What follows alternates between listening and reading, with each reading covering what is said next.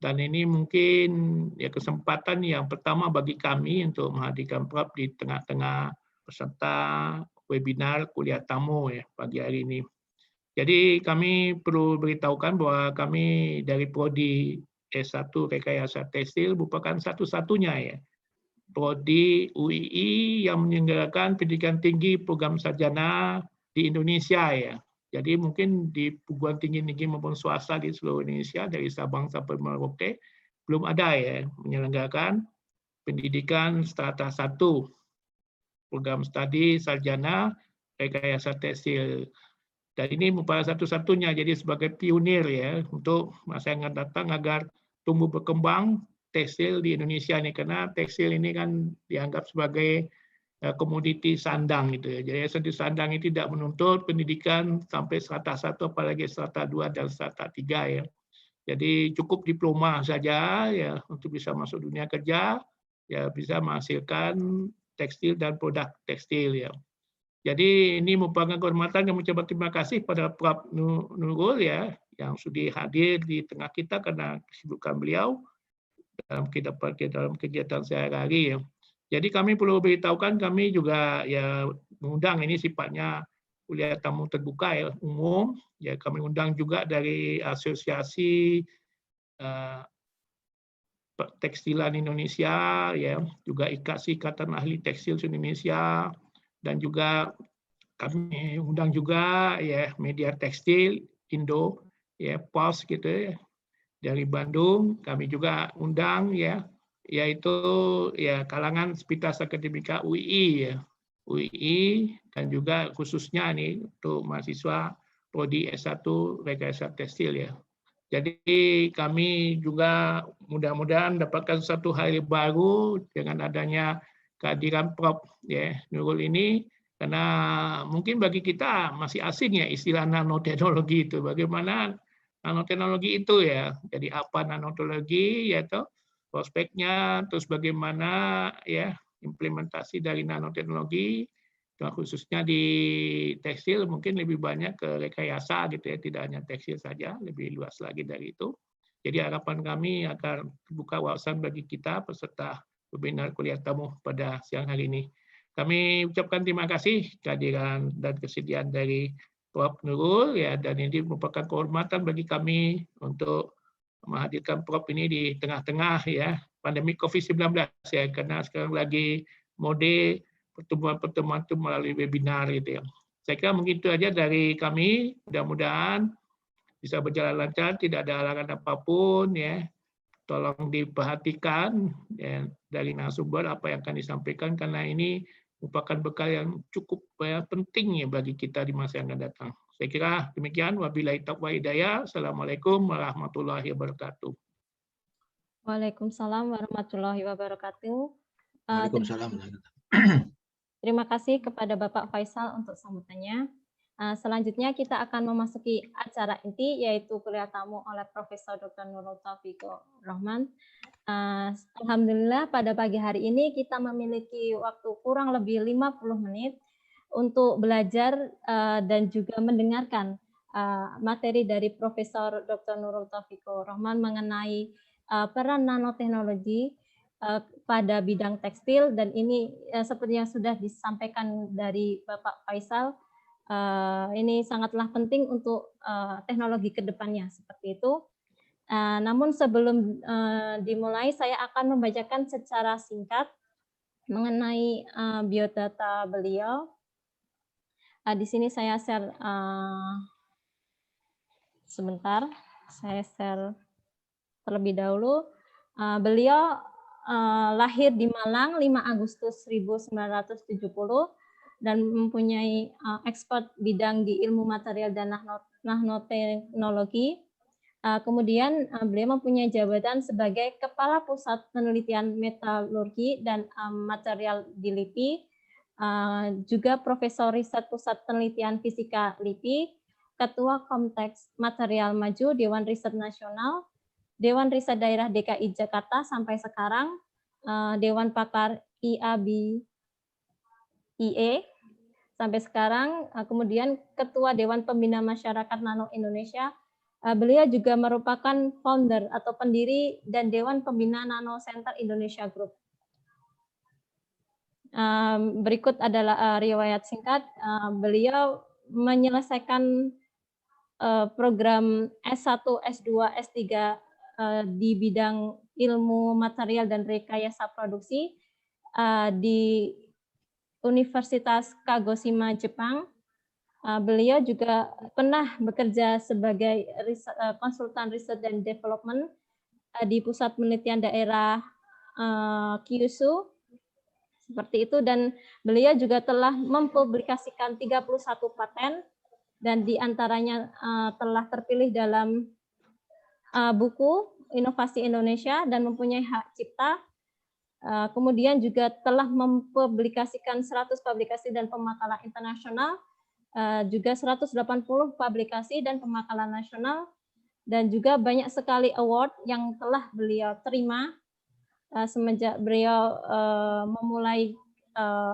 memulai pendidikan dan karirnya, seperti itu.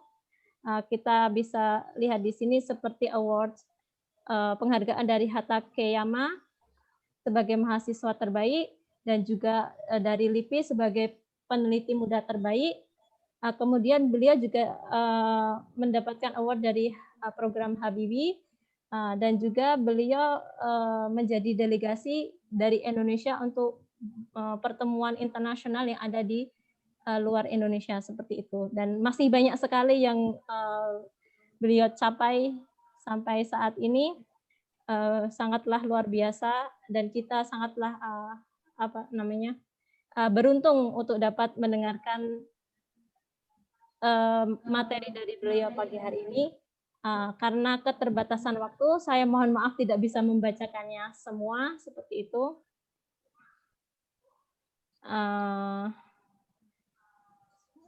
Oke, ya, karena di sini banyak sekali ya, seperti kewirausahaan dan sebagainya.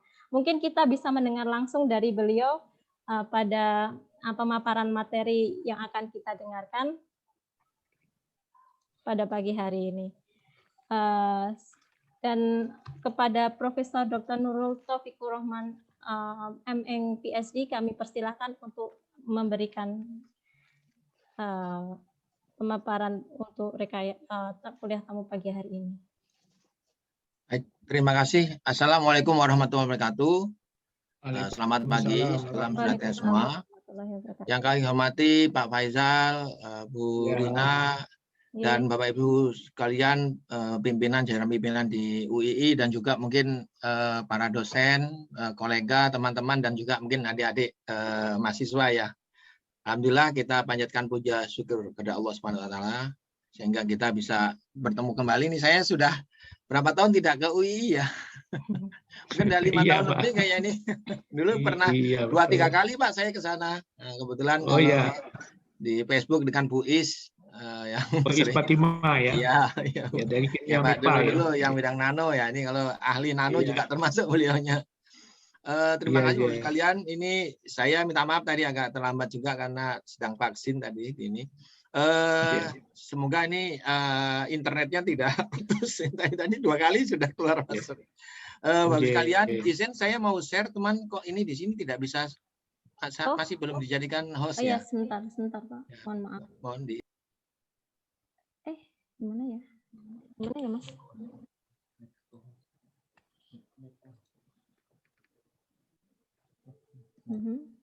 Jadi masih ini. Ya biar bisa jadi host, biar bisa udah sekarang sudah ya.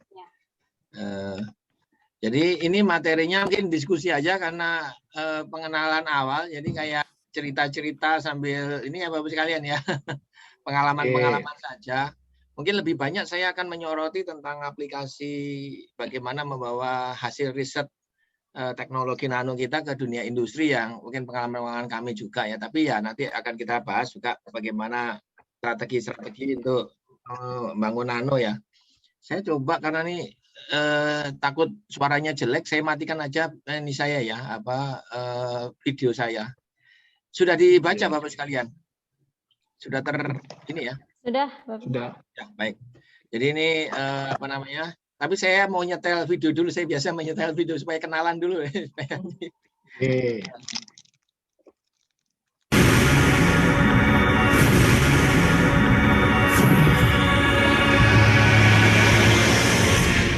Indonesia dikaruniai sumber daya alam yang begitu melimpah ruah. Namun sayangnya sumber daya alam dan sumber daya mineral yang kita miliki belum menghasilkan Indonesia yang sejahtera, Indonesia yang mandiri. Bayangkan saja, sumber daya alam kita eksploitasi secara besar-besaran, diekspor dengan harga murah tanpa menikmati nilai tambahnya. Nah, Dr. Nurul Taufikur Rahman, seorang anak bangsa terbaik, menciptakan nanoteknologi. Sang pakar nanoteknologi ini menghasilkan temuan yang bisa menghasilkan sebuah proses yang menguntungkan bagi bangsa dan negara.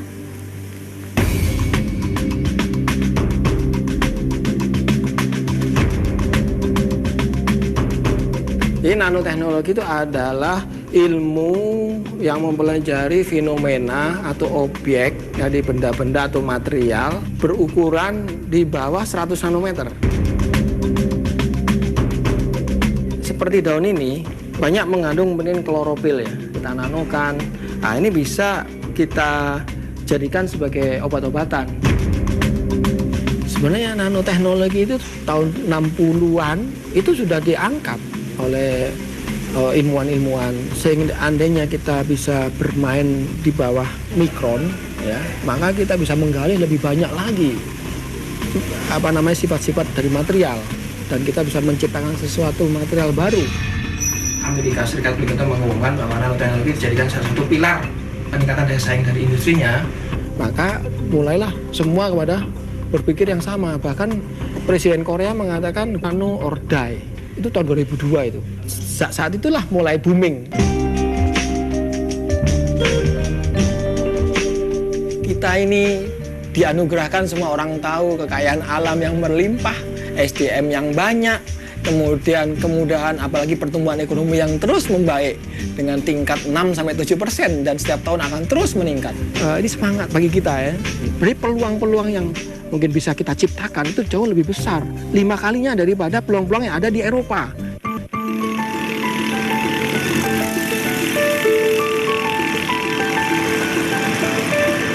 Dr. Nurul Taufikur Rahman dilahirkan di Malang pada 5 Agustus 1970. Terus itu saya lakukan, karena saya diterima di ITB waktu itu, di teknik industri. Tapi tidak terlalu lama, baru 3 bulan, saya juga harus meninggalkan negara saya tercinta juga. Tahun 90 saya harus, karena diterima di Jepang.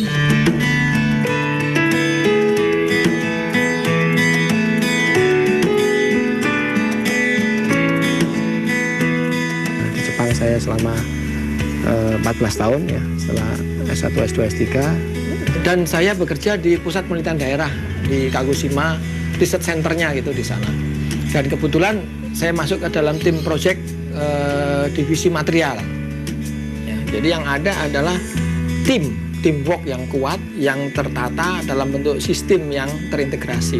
Begitu saya masuk ke dunia sistem yang sudah terintegrasi, yang mapan, kita langsung unggul di situ. Nilai-nilai kita dengan yang lain, wah jauh melebihi ya. Meskipun di Jepang sudah terkenal Medatsu Tataki, yang artinya adalah yang muncul itu dipukulin supaya intinya sih ingin mereka mengajak kesiapan dari teamwork untuk bekerja bersama-sama, majunya bersama-sama gitu ya. Inilah nilai kemenangan mereka sebenarnya. Tapi di person to person menurut saya kita jauh lebih handal gitu.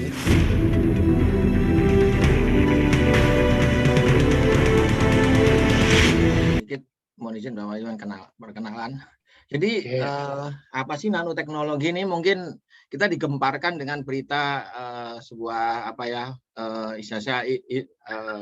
mimpi beberapa ilmuwan-ilmuwan yang mendesain elevator ya, dari bumi, permukaan bumi sampai ke space shuttle ya. Yang mana di sana sekitar 3 kilo atau 30.000 meter ya. Impian nano, karena ditemukannya karbon nanotube yang mempunyai kekerasan atau kekuatan 250 kali dari baja gitu ya. Nah, ini juga mungkin saya pikir ini berkaitan dengan tekstil nih ya. Di Jepang bahkan sudah ditemukan It was once something that belonged only to science fiction, but now Japanese researchers have created technology that's the first step towards making objects invisible. The technology comes from 2003, but its developers say the Harry Potter-like invisibility cloak is just the beginning. The team, led by Dr. Susumu Tachi from Keio University, is now adapting its findings to help pilots, drivers, doctors and others. Retroreflective projection technology uses a computer, a video camera and projector to shine background images onto the front of a subject wearing specialised clothing, creating the illusion of invisibility. What makes the technology unique is a fabric made of glass beads only 50 microns wide, which can reflect light directly back at the source, much like a movie screen. Viewed from near the light source, the projection is bright even in broad daylight, and researchers say the material can be applied to almost anything. In the short term, the team sees usage in car interiors, airplanes and helicopters. They say blind spots could be eliminated and accidents and hard landings avoided by making walls seemingly transparent. The eventual goal, though, is to create an augmented reality that allows anyone to easily see information on real-world objects. Looking to the future, instead of glasses, people could wear this, and it would act as a... As that of computing has come down, opening the door for smaller yet more powerful applications. Whether used to increase safety or to create a whole new form of computer-human interaction, the world is likely to see, or possibly not see, more of this technology in the future. Jadi ini temuan baru yang sudah kini ya. Jadi nano kini sudah ada sebuah kain yang bisa merefleksi ini sehingga di dalam kamera kita sehingga kita bisa melihat transparansi ya, kayak Superman ya. Dan bahkan secara hitungan ya, secara teoretik bahwa kita itu bisa menghitung membuat nasi goreng misalkan yang diprogramming gitu ya dari berbagai macam bahan, mungkin dari kayu atau dari macam-macam yang ada oksigenan, nitrogennya, kita putus kembali, kita masukin kayak rice cooker gitu ya, keluar jadilah program kita ini sebuah roti atau apa yang kita desain. Ini secara hitung-hitungan bisa, tapi mungkin secara engineering-nya masih belum ditemukan ya caranya. Ini secara teoretikal sudah sampai ke situ ya manusia ini. Nah, oke, mungkin itu nano ya. Ini akan ada 4 bahasan yang akan kita bahas. Jadi nanoteknologi kini dan di sini tadi ya mungkin Indonesia dalam perspektif nanoteknologi itunya kita strategi kita ya, aplikasi nano di bidang tekstil dan apa yang kita lakukan. Mungkin habiskan nano ini saya mungkin sebagian sudah tahu ya. Nano gitu kan. Apa itu nano? Nano iPod. Kalau di Cilacap Nano Rianti Arno, Nano Suratno ini nama orang ya, atau mungkin nama artis ya, nama gubernur kita Nano Karno.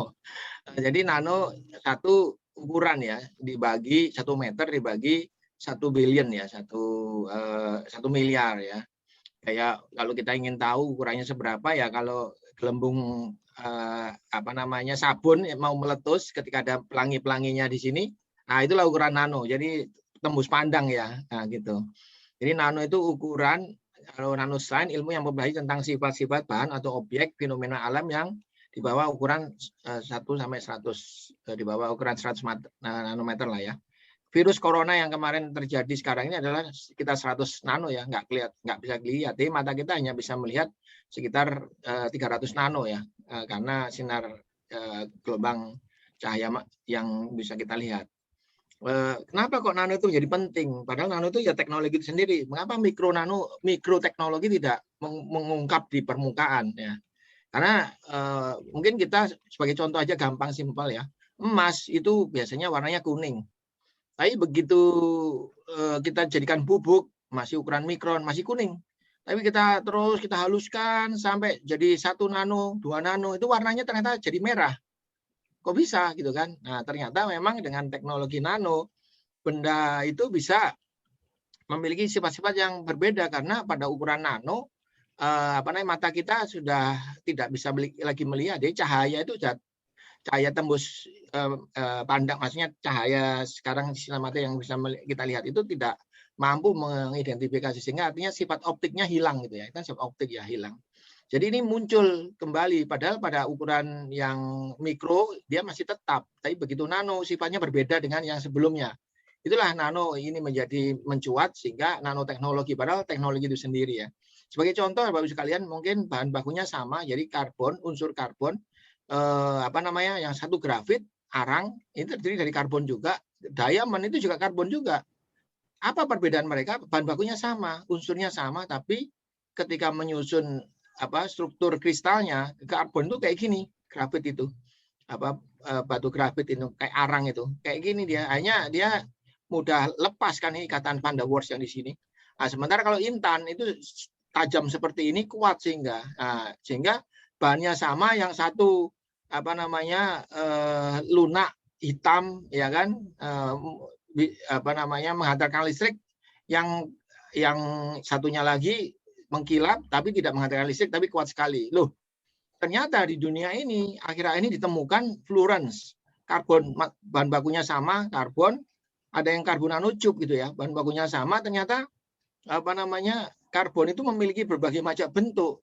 Yang selama ini diketahui bahwa kalau intan itu keras tapi tidak menghantarkan listrik, tiba-tiba karbon nanotube ini kekerasannya tuh tinggi tapi menghantarkan listrik juga gitu kan, atau menghantarkan konek ini karena dia ada punya ini. Jadi loh, ini kan sifat baru dari material bahan baku yang selama ini belum ada. Dan ternyata karbon itu ketika didesain di ukuran-ukuran kecil, disusun kristal-kristalnya bisa berbagai macam bentuk gitu kan. Nah, inilah kemudian ternyata manusia dengan menguasai teknologi nano bisa membuat material apa saja. Kira-kira seperti itu kalian. Jadi penguasaan teknologi di ukuran nano ini bisa membantu kita membuat material-material baru meskipun bahan bakunya sama. Kira-kira seperti itu. Jadi itulah nanoteknologi Bapak sekalian. Kalau kita zoom ini kan 1 senti itu lalat ya. Matanya itu 100 mikron, ternyata di 10 mikron di zoom lagi itu ternyata ada antenanya ya. Nah, ini 100 nano seperti ini, 10 nano, 1 nanometer ya. Artinya apa? Ukuran nano itu adalah ukuran ya DNA. DNA manusia itu ukuran 2 sampai 3 nano. Bapak sekalian, mungkin sebagai informasi saja, seluruh makhluk benda di seluruh dunia, di dunia ini, baik itu benda mati atau benda hidup, semua itu berbeda di ukuran nanonya. Jadi semua itu meskipun bahan bakunya sama, bahan bakunya hanya 116 ya, 100 berapa itu unsur-unsur itu, ada oksigen, nitrogen. Manusia itu bahan bakunya siapa? Nitrogen, oksigen. Nah, bedanya di apa? Bedanya di nasibnya gitu ya. Beckham sama Muhammad Ali sama Tukul itu sama sebenarnya. Bedanya nasib ya. Artinya bedanya di ukuran nanonya. Ukuran nanonya DNA-nya beda.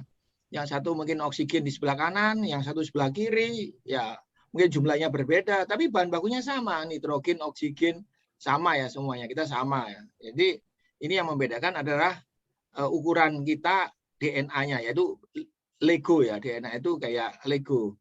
Jadi mau menyusun manusia ini.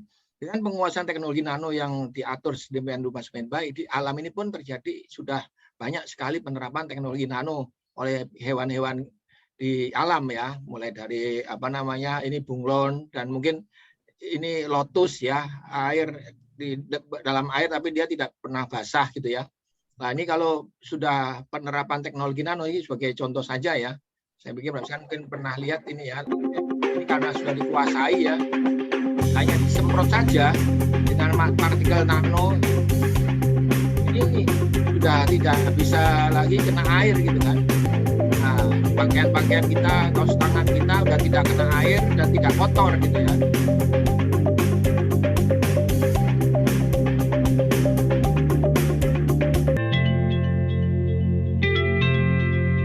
Jadi kaos tangan kita, pakaian kita ini akan tidak kotor gitu ya dengan teknologi nano.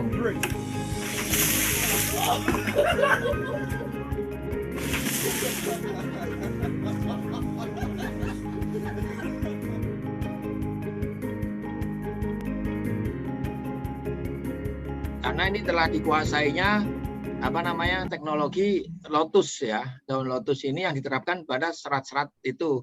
Nanti kita bahas tentang mekanisme bagaimana kok mereka bisa seperti ini, dan ini akan menjadi sebuah revolusi ya di bidang mungkin termasuk berbagai macam ya, termasuk juga tekstil. Ya Bapak sekalian mungkin welcome ya. produk-produk nano di dunia ini sudah semakin banyak ya. Di Indonesia yang masuk juga sudah banyak sekali, kaos kaki anti bau dan lain sebagainya kalau dibilang tekstil ya. Yang lain-lain consumer good care itu banyak sekali ya. Termasuk makanan, spirit, nanopatigon, sistema, nano dan lain sebagainya. Dan implikasi dari nano produk-produk di dunia ini sangat banyak sekali. Kebanyakan memang di personal good care ya, jadi kosmetik dan lain sebagainya, paint coating. Nah, coating ini termasuk di dalam tekstil sih ya. Ada mungkin di sini ada tekstil sport ini juga relatif cukup banyak dan lebih cepat. Tapi artinya lebih cepat itu di dalam early stage ya. Di early stage itu penerapan nano itu lebih banyak di tekstil dan sport itu juga masuk ke dalam early stage. Dan global market produk nano itu luar biasa besar sekali ya Bapak sekalian ya. Mungkin bisa sampai hampir ini sekitar 1.000 berapa triliun ini ya. Ini dalam ini ya.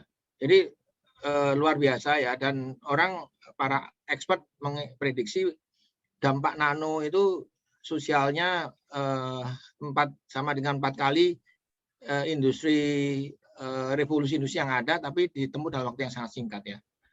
Nah, terus makanya banyak sekali funding untuk teknologi nano di dunia ini ya, yang meningkat terus, di satu negara bisa sampai 70 triliun dan lain sebagainya ya.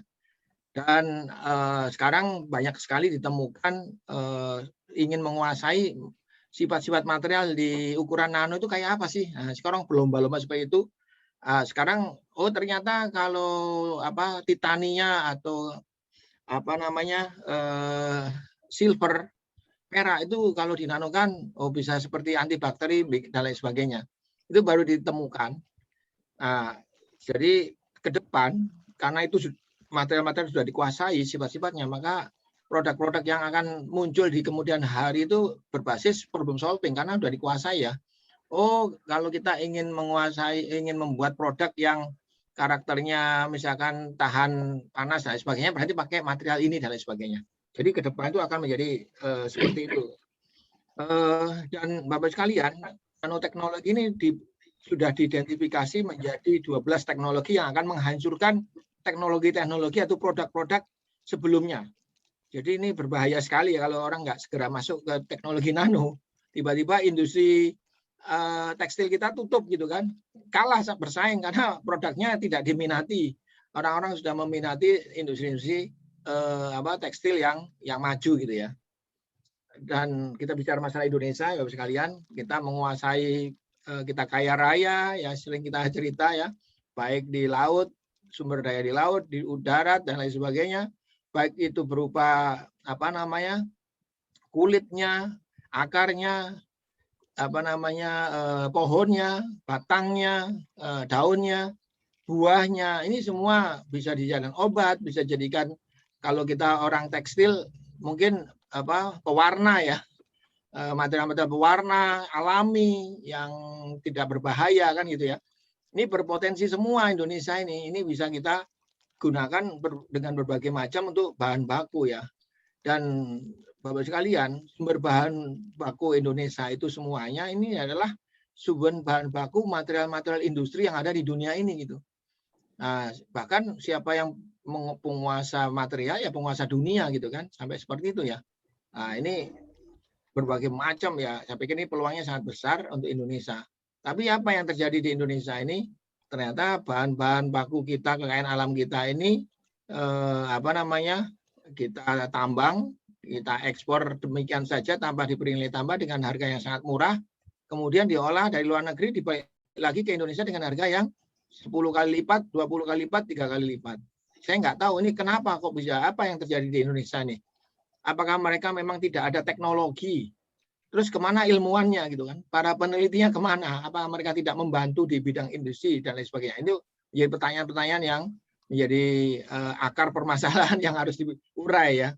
Nah ini sebagai contoh aja di daerah Yogyakarta, UIN mungkin teman-teman di ujung sana ada banyak pasir besi gitu ya. Di Cilacap, di sana Kulon Progo gitu kan. Nah itu dimasukin ke dalam tongkang harganya cuma 400 perak itu kan sekilo ya. Padahal kalau diolah, dimagnetik, kemudian dibikin pigmen, baik itu hitam atau bikin toner, itu harganya pigmen di situ ada titania. Saya kemarin baru ngolah yang sebelah ini ya, selatan itu ya, Sukabumi dan sebagainya. Baru kita pakai magnet separasi aja, titannya sudah hampir 30%. Ya, ini sangat banyak digunakan di pigmen coating, mungkin termasuk pewarnaan dan sebagainya ya. Atau mungkin ini pewarna yang lain, ini harganya juga termasuk toner, laser printer itu juga harganya mahal ya. Nah, ini menjadi, atau mungkin kita kelapa produksi macam-macam banyak di Indonesia, jualnya hanya kopra saja gitu kan. Nah, jadi ini penilaian tambahnya cuma seperti ini aja, padahal banyak lagi yang lain ya. Yang ini, jadi ini menjadi bahkan industri-industri pengolahan bahan baku itu pemain-pemain raksasanya itu ada di Eropa, Amerika, Jepang, Taiwan dan sebagainya. Dan itu nilainya sangat besar. Ini 10 tahun yang lalu ya saya mencari data ini, itu 30.000 triliun ya per tahun. Gede banget ya. Tapi mereka menguasai, nggak ada ini merek Indonesia ini nggak ada ya. Jadi ini kenapa, kemana para ilmuwan ini di Indonesia, itu pertanyaan-pertanyaan yang, atau memang ngapain aja negara ini gitu kan. Nah, ini peluangnya sedemikian besar, tapi didominasi oleh negara-negara maju kita masih jauh ya. Padahal bahan bakunya dari Indonesia. Jadi padahal kalau kita melihat rantai daripada produksi material-material tersebut, itu bikin nanopartikel, bikin partikel-partikel bahan diolah jadi nanopartikel relatif sederhana prosesnya sebelum jadi produk akhir itu. Padahal kita harusnya memikirkan hal ini ya. Bahkan harga-harga dari bahan baku tadi, pigmen nano, itu kan keramik nano atau herbal nano macam-macam, itu 1 kilogramnya juga mahal gitu ya. Bisa sampai 100.000, 1 juta, bahkan saya bisa jual sampai 1 juta, 2 juta gitu ya dengan teknologi nano. Dan dampak ya mungkin kita bisa menggunakan berbagai macam bahan baku yang ada di Indonesia ya. Ini seperti pasir besi yang kita kuasai tadi sebagai contoh saja, kalau dinanokan mungkin ya relatif bisa nilainya bisa mahal ya, mulai dari untuk pigmen dan lain sebagainya. Atau mungkin pasir kuarsa kita kalau dinanokan juga mungkin banyaklah implikasi-implikasi penerapan teknologi ini untuk bidang-bidang. Nah, saya memang fokus di grup kami untuk bikin powder teknologi ya. Karena semua bahan di muka bumi ini, semua produk itu pasti banyak berhubungan dengan powder ya, bubuk ya. Semua pasti ada bubuknya gitu kan. Nah, ini kalsium yang ada di ini juga kalau dinanokan harganya juga bisa sampai 1 juta gitu ya. Luar biasa ya. Atau mungkin berbagai macam penambangan di Indonesia ini, mineral-mineral kalau diolah juga bisa menjadi cat dan lain sebagainya ya. Nah, ini beberapa contoh saya ya. Yang saya lakukan misalkan bikin kunyit yang harganya cuma 2.000, 3.000, 4.000 di pasar, kita nanokan mungkin bisa kita dapatkan, saya jualan kunyit ini bisa sampai 2 juta, 3 juta. Demikian juga mungkin ini ya, manggis. Manggis itu ekspor terbesar buah segar Indonesia itu manggis. Kita baru tahu ternyata kulitnya lebih mahal daripada harga manggisnya, harga buahnya gitu kali ya. Karena memang ini ada banyak antioksidan.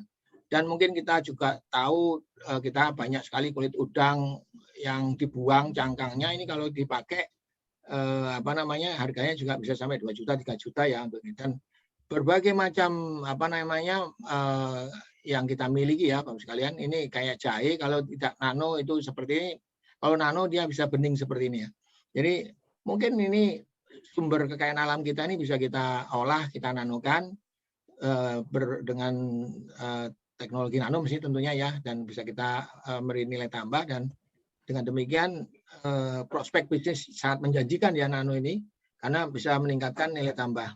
Ada kurkuma misalkan, kalau nano ini bisa harganya kalau di searching mahal ya, biasanya sih untuk makanan ya, tapi untuk tekstil, untuk apa dan lain sebagainya juga mungkin ada harganya. Saya belum melihat ininya. Jadi sebagai contoh saja, saya beli komputer ini hanya dengan tukar 5 kg kunyit ya Bapak sekalian. Jadi 3 kg kunyit itu saya jual karena 2,5 juta, 12.500.000. Padahal komputer ini hanya 10 juta gitu kan. Ya, jadi kita bisa dapat keuntungan yang besar ya kalau kita bisa teknologi nano gitu kan. Ya kan, mungkin banyak nggak percaya, masa sih Pak Nurul? Ya memang sih sebaiknya nggak usah percaya sih Bapak sekalian. Yang kayak gini biar saya aja lah. Bapak sekalian jangan ikut-ikut lah. Bisnis kayak gini biar kami aja yang ngelakuin ya. Jadi ini Indonesia mau kemana Bapak sekalian ya? Ini kita membuat komputer itu, aduh, tempat bersihnya saja, untuk ruangan bersihnya aja bisa harganya 2 triliun ya. Saking ininya, dan kita dikasih uang 10 triliun untuk membuat komputer juga belum tentu jadi gitu ya.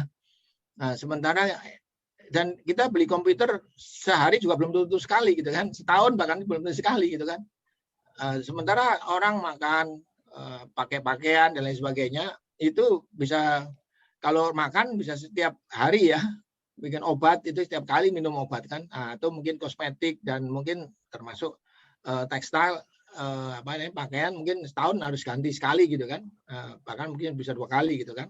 Nah ini menurut saya ini peluang bagi kita ya. Inilah Bapak sekalian, gara-gara teknologi nano ini dunia ini, negara-negara maju ini kalah bersaing dengan kayak Cina, kayak ini yang menguasai herbal ya, menguasai jamu-jamuan, menguasai bahan sumber daya alam, tiba-tiba dia menanokan langsung dapat untung besar gitu ya. Makanya industri nano di dunia ini pemainnya bukan perusahaan raksasa saja. Raksasa itu cuma 10%. Yang banyak adalah startup atau small company atau pusat penelitian 32%. Jadi ini memang bisnis teknologi sekarang, ini bisnisnya para ilmuwan. Nah ini dan baik mungkin kita akan bahas tentang sedikit nano di tekstil ya, bagaimana di pakaian ya, nano di mungkin tekstil ya secara keseluruhan. Memang saya identifikasi nih yang terbaru ini, marketnya itu ternyata masih gede banget ya, karena mungkin sekarang ini mulai ya dirasakan manfaatnya oleh orang-orang di dunia, bagaimana pengembangan nano pada sandang lah ya, pakaian ya, ini berpengaruh apalagi di negara maju yang dingin. Dan Indonesia seharusnya, karena Indonesia kan juga negara tropis yang mungkin sumuk, keringetan terus gitu kan, ini harusnya pasti ini akan dampaknya signifikan sekali gitu loh, kita seandainya bisa menggunakan teknologi nano yang sesuai dengan ini kita gitu kan, suhu itu begitu kan. Ini marketnya cukup besar Bapak sekalian ya, 14.000 billion ya, itu berarti ini sekitar 200 triliun ya gitu ya, sampai 200 triliun ya, kira-kira seperti itu ya. Nah ini dan ternyata ini rantainya. Jadi kita mulai bisnis di tekstil itu sebenarnya teknologinya mulai dari pembuatan raw material, fibernya, kemudian penganyamannya dan pabrikasinya macam-macam lah ya, sampai dengan penjualannya gitu. Nah, kita bisa masuk di mana teman-teman semuanya? Ini kita harus paham tentang ini ya. Jangan kita langsung ke sini, kelompat ke yang paling susah. Produknya, jangan. Ini produk itu sedikit ya, yang paling lebih banyak lagi adalah raw materialnya. Untuk bisa membuat produk 10, raw materialnya bisa lebih banyak gitu ya, mungkin bisa bahan bakunya itu bisa 100 gitu kan. Nah makanya Bapak sekalian, bahkan di dalam proses produksi 40% itu adalah ongkos bahan baku. Makanya Bapak sekalian, tadi saya ingatkan, mari kita masuk ke yang ranah-ranah yang lebih gampang dan teknologi lebih sederhana gitu kan. Nah, raw material, penyediaan raw material itu udah cukup ya, dan itu pasti pembeliannya nggak bisa 1 kilo 2 kilo, pasti banyak mereka ya. Nah ini teknologi, penerapan teknologi nano. Lalu bagaimana nano dalam tekstil ini? Sebenarnya sudah lama bahkan sebelum sebelum Masehi pun sudah penerapan dengan teknologi pewarnaan ya, waktu zaman dahulu ya. Orang-orang kimia memang dia dengan pengembangan teknologi pewarnaan, ada yang semakin cerah dan lain sebagainya. Dengan semakin nano itu semakin tajam ya di dalam serat-serat fiber dan lain sebagainya. Dan akhir-akhir ini sudah mungkin perkembangannya ke arah coatingnya ya, coating daripada di coating mereka kan. Dan yang mungkin dengan berbagai macam perubahan ya, keinginan orang-orang dewasa ini ya mungkin menginginkan sesuatu yang lebih inilah ya, semakin dimanjakan lah ya, customer-nya ya. Orang semakin dimanjakan ya, seharusnya kita mulai masuk ke arah sana ya. Ini perubahan terus-menerus ya. Kalau kita nano di ini, maka berbagai macam tujuan ya di tekstil ini ya, mungkin emotional clothing ya, memang agar bisa ngikutin keinginan kita gitu ya. Mungkin berikut lagi ya, khususnya apalagi di Indonesia pakai jilbab banyak, itu kaos kaki harus wudu. Kalau orang Eropa, orang apa kan nggak pakai wudu, nggak pakai apa kan. Ini nano itu harusnya untuk orang-orang Indonesia, orang Muslim gitu kan, karena wudu pakai basah lagi, ini pakai bagi. Kalau nggak bisa anti bau, waduh, pakai jilbab, keringatan, pakai jilbab lagi, aduh kan gitu ya. Strain repellent clothing, nah, ini juga apalagi musim hujan ya kan di Indonesia ini harusnya nano itu pasti laku. Ini sebelum orang-orang Eropa, orang-orang apa datang ke Indonesia, salah besar-besaran harus kita kuasai semua teknologinya ya. Kalau clothing change color boleh lah ya, atau mungkin UV protection. Nah ini apalagi di Indonesia kan ini apa namanya, sinar mataharinya tinggi, ini semuanya peruntukannya untuk orang Indonesia ini ya. Untuk prevent cold and the flu itu misalkan ya ini ya, atau untuk berbagai macam kepentingan yang lain ya. Tidak perlu dicuci karena di Indonesia ini kan apa namanya, kadang-kadang masih ini kan jauh. Nah ini penerapan nano yang mungkin saya pikir tadi yang sudah saya contohkan ya, dengan hanya menyemprotkan, mengcoating atau mungkin merubah merekayasa dari fibernya, ini jadi bisa apa, tahan. Yang paling banyak sekarang produk-produk yang seperti ini. Mungkin penguasaan teknologi nano itu bagaimana sih strateginya ya? Mungkin saya sedikit berbagi ya. Jadi di dalam teknologi nano itu kan pertama kita apa namanya, untuk membuat nanopartikelnya pertama. Teknologi bagaimana kita meng-create bahan bakunya ya, menguasai materialnya, bagaimana implementasinya, fungsinya bagaimana gitu. Yang berikutnya kan setelah itu kita menganalisa kan, dianalisa karakterisasi ya, dikarakterisasi. Oh kita mengetahui ternyata sifatnya gini-gini dan lain sebagainya, fibernya begini, baru kemudian diproduksikan gitu. Nah, karena kita biasanya karakterisasi ini mahal, makanya Bapak sekalian, strategi kita kalau strategi kami ini kita membuat bahan bakunya, proses, teknologi processing, dan bagaimana membuat produknya, karakterisasinya mungkin kita nggak perlu invest, kita urunan aja. Ada teknologi mungkin kalau bisa ngajak teknologi dari Jepang, Malaysia, Singapura, kita kerjasama sama mereka kan, mereka udah canggih-canggih teknologinya, bahan baku kita kirim ke sana kan gitu ya. Kita fokus kepada ini, kita patenkan, kita produksi gitu kan nanti. Nah, begitu. Kalau kami begitu. Kalau teknologi karakterisasi kita bisa join lah dengan yang lain kan gitu. Nah, ini teknologi dasar harus kita kuasai Bapak sekalian ya. Bagaimana memproduk pengembangan teknologi nano sesuai dengan bahan material yang kita miliki ya. Mulai dari berbagai macam ya. Nano kan banyak sekali ya. Makanya lain kali ini kita perlu bahas lah ya. Teknologi pembuatan nano mulai dari yang paling ini saya orang metalurgi misalnya, bagaimana membuat material nano dengan apa, pengecoran dan lain sebagainya, atau dengan yang lebih sederhana, sol gel dan lain sebagainya ya. Dan pemisahan-pemisahannya harus kita kuasai. Mungkin ini bagaimana membuat sebuah apa namanya, fiber nano gitu ya, yang langsung gitu kan. Dan apa namanya, ya ini didesain ya dengan electrospinning misalkan ya, didesain pembentukannya sehingga memang secara struktur ini misalnya memang nano ya, dan dia memiliki sifat yang memang apa namanya kita inginkan, water repellent dan sebagainya kan, sehingga kita memodifikasinya bahan bakunya langsung kita produksi di situnya. Ada juga yang melalui apa namanya surface modification ya.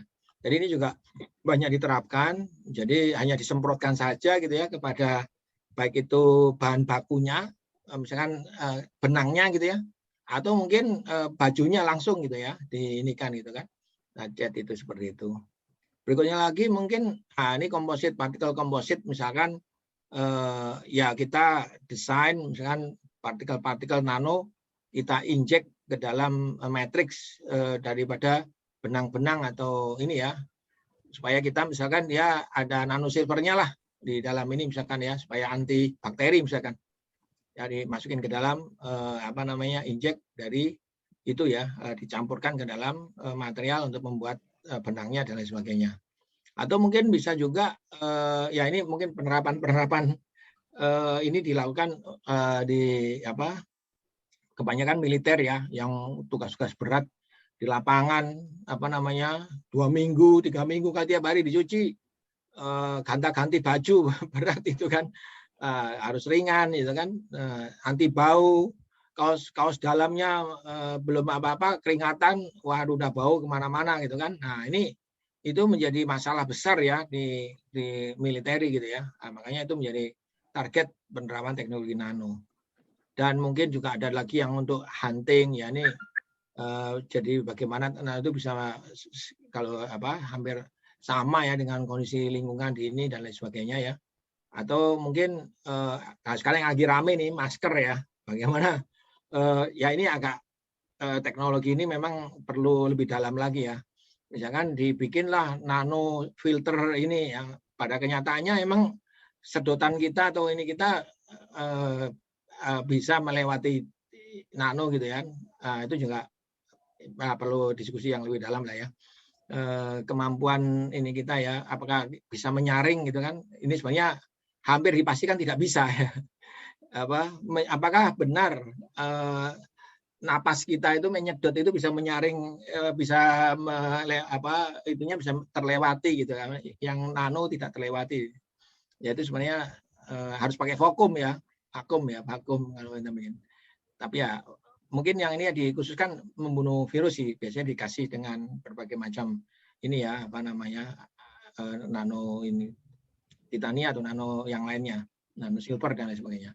Ini Tora yang mungkin terkenal penguasa teknologi fiber ya, itu juga mungkin telah melakukan berbagai macam penelitian untuk water repellent dan lain sebagainya ya. Ada juga untuk di sisi lain ya banyak sebenarnya kita bisa mengembangkan tintanya ya, tinta nano gitu kan. Mungkin apalagi untuk yang herbal yang ada di Indonesia gitu, itu juga bisa kita mungkin solusinya nano ya, supaya warnanya bisa lebih cereng gitu ya. Dan antibakterial ya tadi ya sudah dijelaskan untuk ini teknologi nano untuk silver dan macam-macam ya. Ini katalis yang sunblock atau mungkin pengurai bau ya. Jadi kena sinar matahari bersih sendiri gitu kan, karena dia terlapisi dengan titania yang mana dia bisa mengurai zat-zat organik yang nempel di ininya gitu ya. Nah, itu mungkin itu juga salah satu ini ya menarik ya. Atau ya ini kalau impact resisten untuk ini ya, amor ya.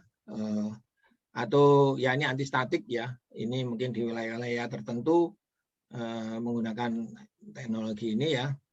Atau mungkin water repellent, saya pikir untuk Indonesia bagus ini ya. Ya termasuk di Indonesia ini sunblock ya untuk ini. Dan ini wrinkle risk, ini menurut saya ini juga penting itu di Indonesia nih, supaya tidak tidak kusut gitu kan. Dan macam sekali ya, berbagai macam untuk keperluan olahraga dan lain sebagainya.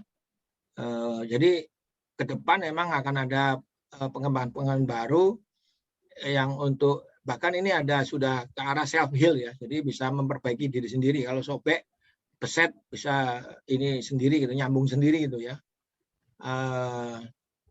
Berbagai macam ya. Jadi ini pengembangan bahkan untuk bisa dipakai untuk sensor ya. Atau mungkin untuk uniform seperti tadi yang kulitnya gecko, kulitnya gecko tadi itu ya, bisa berwarna-warni, berubah-ubah warnanya ya. Dan nanoteknologi di Indonesia ini sebenarnya sudah lama ya, didiri masyarakat nano Indonesia itu 2005 ya, dan pemerintah juga mengalokasikan anggaran untuk nano itu 2004. Tapi memang perjalanannya panjang sih di Indonesia ini ya. Ya ini saya pikir perjalanan nano di Indonesia ini sudah mulai masuk ke era industri ya sebenarnya ya. 2012 ini sudah masuk ke era industri. Transisinya sebenarnya sekarang sebagai informasi, kami itu telah melakukan dengan Kemenperin itu melakukan survei 150 perusahaan di Indonesia. Kami survei, ternyata mereka 38% telah menerapkan teknologi nano, meskipun itu 11 tahun yang lalu. Jadi masalah mereka 90% impor ya teknologinya ya. Dan kalau ditanya apa masalahnya, ya informasi mereka tidak tahu, teknologi itu sendiri dia bagaimana penguasaannya, 5% finansial. Jadi bukan masalah uang ya, memang benar ya. Dan bahkan kita telah membuat roadmap pengembangan teknologi nano di Indonesia yang mana tekstil itu menjadi fase pertama, paling gampang diterapkan di dunia ini ya, industrinya ya. Makanya nano harusnya teman-teman tekstil itu harusnya lebih agresif ya, karena ini lebih mudah daripada teknologi yang lainnya gitu di industri yang lainnya gitu ya, polimer dan sebagainya. Ini lebih agak berat kalau di Indonesia. Kalau tekstil ini mungkin lebih sederhana sebenarnya ya. Mungkin sebagai penutup ini nano, Pak Nurul apa saja sih timnya lah. Ini kami ini sebenarnya saya punya 42 paten ya, ini bukan 40 lagi. Terus ini banyak, saya sering ditanya Pak Nurul mana kalau diwawancara produknya mana gitu kan. Nah ini mungkin Bapak sekalian bisa lihat tokoh, kalau di searching di internet mungkin 10 tokoh nasional, versi majalah Tempo, versi Kompas, macam-macam ya. Cuman saya hanya kuliah lagi manajemen bisnis, yang makanya dokternya 2, yang satu manajemen bisnis di IPB 2011 saya lulus. Di situ saya mulai inilah ini kan dapat HBB 2 kali, yang dari HBB Center dan juga dari BPPT ya waktu itu dengan Pak Unggul, penghargaan. Dan kemarin pernah dipanggil di Istana Presiden dengan Pak Gubernur Jawa Barat, Pak Ridwan Kamil bersama untuk menerima penghargaan. Dan kami sekarang membangun nano center ya Bapak sekalian, adik-adik. Sejarah kami 2005 kami pulang dari Indonesia, 2004 membentuk kelompok penelitian nano di Fisika. Akhirnya karena kami hanya meja kursi aja Bapak sekalian. Meja kursi itu di waktu saya pulang tuh cuma dapat meja kursi dan mesin bubut, karena udah saya canggih-canggih pakai teknologi nano, sampai Indonesia hanya dikasih mesin bubut ya. Dengan mesin bubut saya membuat alat-alat untuk bikin proses nano. Hanya alat-alatnya itu saya gratiskan, semua teman-teman UI, ITB semua pakai. Lama-lama terus saya training, saya bikin training macam-macam. Wah, ngikut training banyak sekali. Hanya ngantri. Lama-lama Panul bisa dibikinkan nggak? Hanya bikin. Hanya saya jualan. Saya ke Malaysia, saya presentasi, ternyata bagus Pak Nurul itu. Saya berapa harganya? Harga saya kan 1/3 dari harga atau 1/5 dari harga dari Eropa kan. Hanya beli, saya ekspor ke Eropa. Jadi Bapak sekalian, akhirnya saya di 2009 LIPI kebingungan karena banyak proyek kan.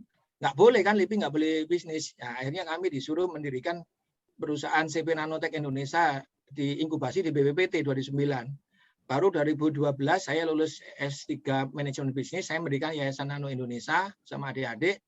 Kemudian setelah itu baru kita bikin R&D Center untuk bikin produk-produk nano. 2013 kita mendirikan perusahaan PT Nanotech Herbal Indonesia di bidang herbal, di bidang energi, bikin PT lagi. Udah banyak, akhirnya sampai 2019 ini bikin Nano Bubble yang juara ya kemarin. Terus kita bikin holding, dan ini alhamdulillah tahun ini kita akan go public ya di grup Nano. Kita bikin perumahan dan sebagainya.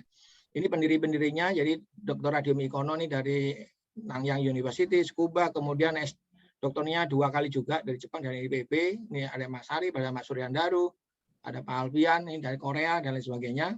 Sekarang ada 150 orang di grupnya Nano.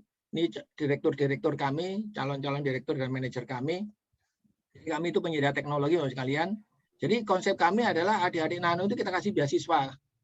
Terus kita carikan dengan ilmuwan, ditemukan dengan ilmuwan yang punya paten.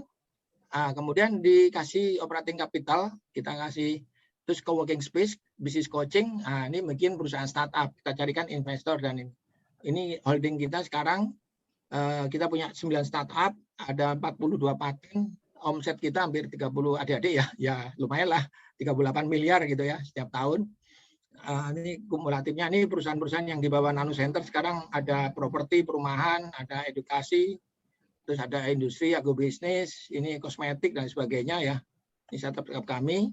Jadi ini omset-omsetnya ya. Ini saya minta ini 2019, 2020 agak jatuh, tapi masih sebagian sih hampir sama ya. Ada yang tetap ini ada 14 miliar, ada 12 miliar, relatif ada yang baru 700 juta ya, lumayan lah. Yang penting bisa hidup ya mereka. Nah, ini perusahaan-perusahaan kami yang jadi Nanotech Herbal Indonesia merupakan perusahaan pemula atau startup company dalam bidang manufaktur yang berdiri pada bulan September 2013. Pada tahun 2014, PT Nanotech Herbal Indonesia mengikuti seleksi inkubasi teknologi di Lembaga Inkubator BPPT. Masuk dan berkesempatan organik. Dua produk yang menjadi bukti kekuatan perusahaan adalah Propolis Nano dan Kitosan Nano. Propolis Nano sudah teruji untuk imunostimulan pada manusia dan banyak industri yang sudah melakukan rebranding Propolis Nano dari Nanotech Herbal Indonesia. Kitosan Nano diprediksi akan jauh lebih hebat dari pendahulunya Propolis Nano. Kitosan aktif dalam membantu menginduksi pembentukan kolagen sehingga sangat sesuai untuk kebutuhan industri kosmetik. Namun kemampuan lain Kitosan Nano uji karakterisasi bahan DNA yang membantu pihak luar perusahaan untuk melakukan uji karakterisasi bahan di NHI menggunakan mesin dan alat yang dimiliki. Unit ketiga adalah jasa nanoprocessing. Dengan teknologi yang dimiliki perusahaan, Nanotech Herbal Indonesia membantu industri-industri herbal Indonesia untuk memiliki bahan herbal yang sudah diproses dengan teknologi nano. Unit Jadi ini kayak ini Dr. Eti dari BPT, isi saya dengan Mas Novan dan Taiwan ya, itu membuat perusahaan. Jadi kayak gitu konsepnya di kami. Jadi misalkan ini Mas Aul dari Pakistan, nah dengan kami membuat perusahaan Natura gitu ya. Anda masih bersama kami di CNN Indonesia Tech News. Teknologi nano diperkirakan akan menjadi teknologi masa depan. Dan kini teknologi tersebut juga sudah mulai banyak dipergunakan di Indonesia. Salah satunya untuk dunia kecantikan. Produk kosmetik kini telah jauh berkembang. Teknologi nano yang biasanya dimanfaatkan pada bidang sains, kini juga diaplikasikan untuk produk kosmetik. Produk kosmetik yang mengaplikasikan teknologi nano memiliki daya serap dan perlindungan yang lebih tinggi dibandingkan produk sejenis karena partikelnya dibuat dengan ukuran 1 hingga 100 nanometer. Krim atau cairan yang dibawa partikel nano akan bergerak. Teknologi nano dalam produk kecantikan wajah sebenarnya sudah mulai digunakan di Indonesia sejak tahun 2013.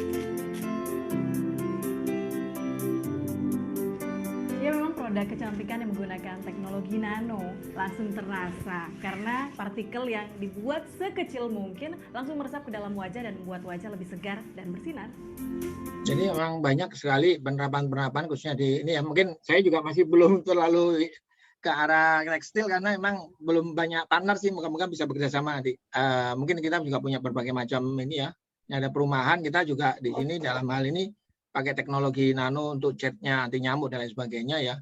Nah ini kalau ini ada satu startup kita bikin Mas Ikono ini skuter ya untuk beasiswa adik-adik kalau ingin keluar negeri S2 lanjutnya S2 ini bisa di Play Store nanti ada skuter, kita bantu kerjasama dengan Bu Panglima dengan Gubernur Bangka Belitung untuk membantu. Kalau produk kita itu banyak sekali ya, mungkin lebih dari 100 yang sudah dikomersialkan ya, mulai dari kebanyakan sih memang minuman atau apa ya istilahnya personal good care ya. Tinta atau pewarnaan itu nggak banyak sih, 1 atau 2 saja.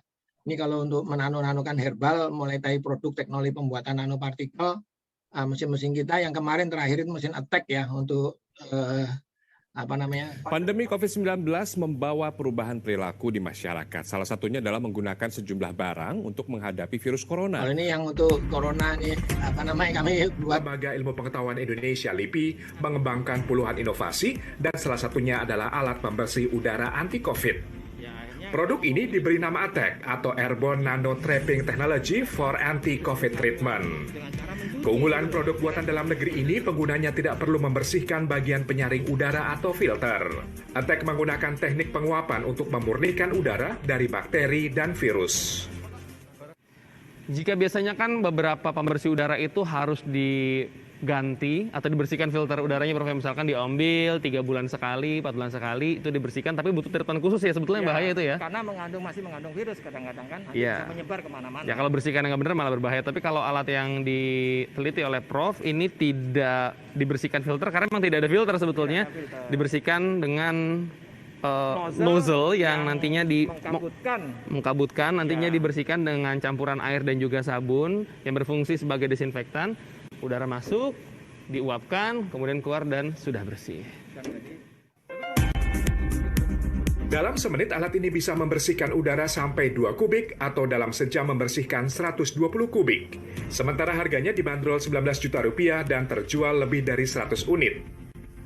Jadi ini ya macam-macam ya nih, mungkin kemarin di televisi muncul yang ini untuk COVID yang kemarin. Memang kami juga produksi masker ya, tapi ini masker kami produksi sendiri. Cuman Taufikur Rahman. Berbagai macam lah ini kita. Saya Nurul Taufik Rahman, peneliti tua dari LIPI. Saya perkantoran akan menjadi bersih udara. Yes. Ya kita, ya ini tim-tim kita biasalah apa saja yang kita. Kalau produk-produk yang lain sih kita ada propolis yang paling banyak ini ya, yang sudah laku ini, Minaleka ini juga produk-produk kami ya, atau mungkin kosmetik, yang kalau gizi saya pikir bagus kan sudah yang tahu kita juga menggunakan. Nggak perlu khawatir karena kulit kusam, Gizi Essential White cerahkan wajah cantik. Nah, ini terus kemudian kalau yang Garcia ini juga kita bantu untuk bikin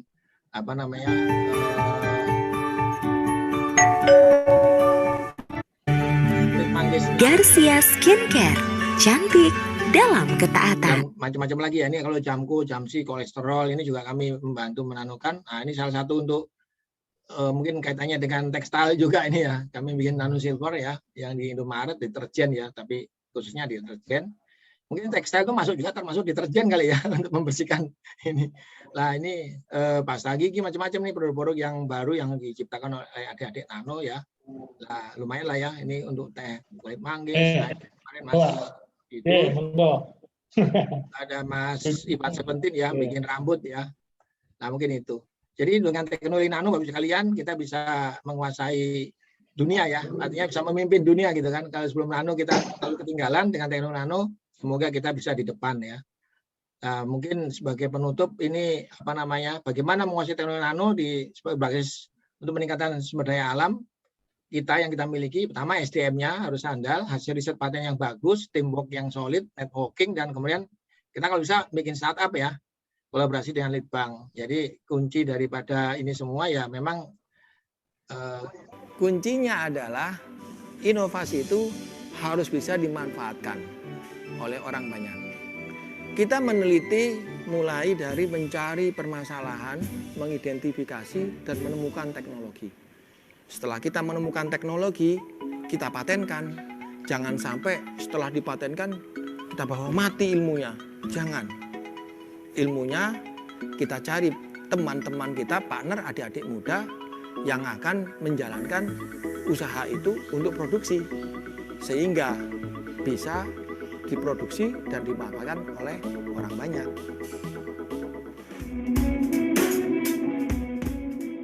Semoga ke depan semakin banyak lagi kolaborasi antara ilmuwan dan pengusaha demi Indonesia Jaya. Ini kayaknya masih ada satu lagi. Saya penutup.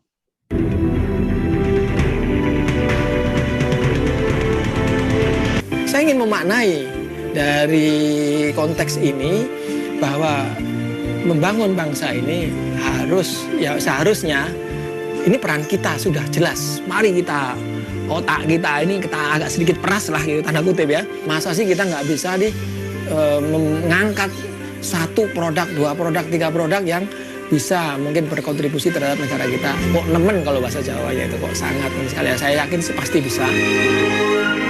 Mungkin demikian, terima kasih. Assalamualaikum warahmatullahi wabarakatuh. Waalaikumsalam warahmatullahi wabarakatuh.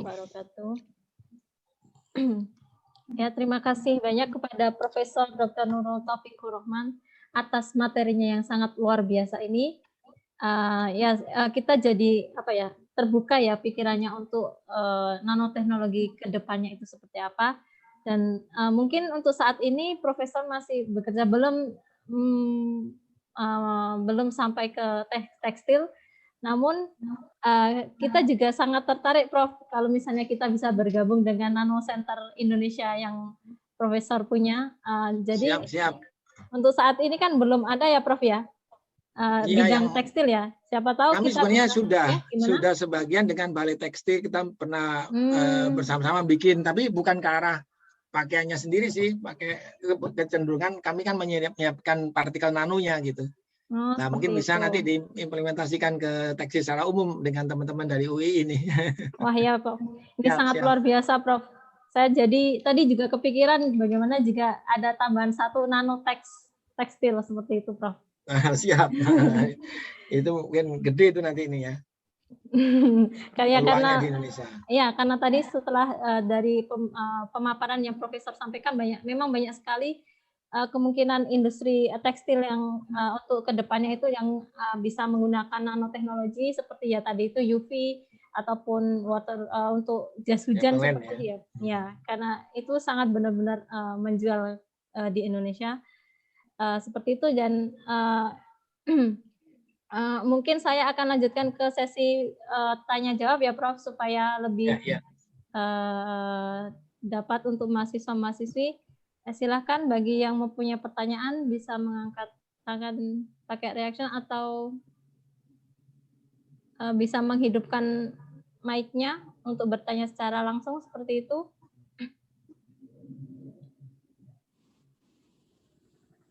Monggo. Monggo.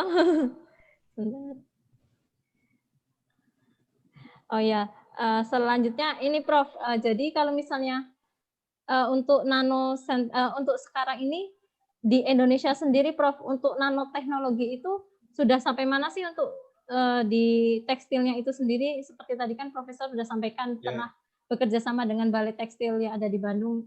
Dan tapi kalau sampai saat ini sampai mana?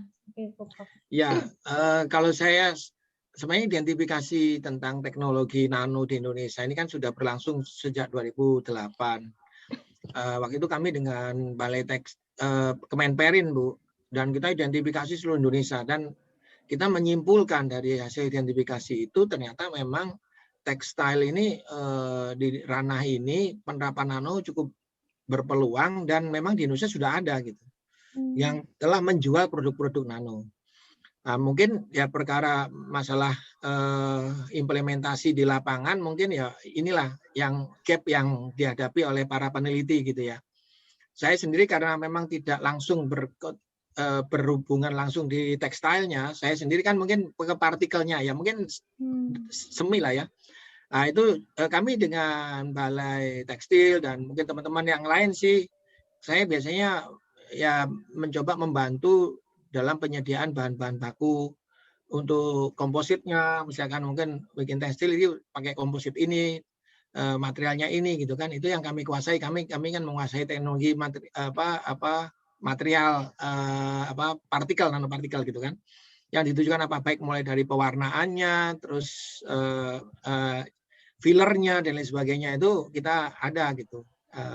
Tapi memang kemarin sempat beberapa kali ketemu, kalau saya kemarin membuat untuk sepatu ya dari fiber kan itu di Eropa sekarang kan kulit juga ya istilahnya kebutuhannya juga terbatas ya yang menggunakan kulit. Nah ini orang ingin kembali kepada alam ya. Nah kita menggunakan ini fiber kelapa, fiber kelapa sawit atau nanas itu untuk membuat sepatu. Banyak minta waktu itu.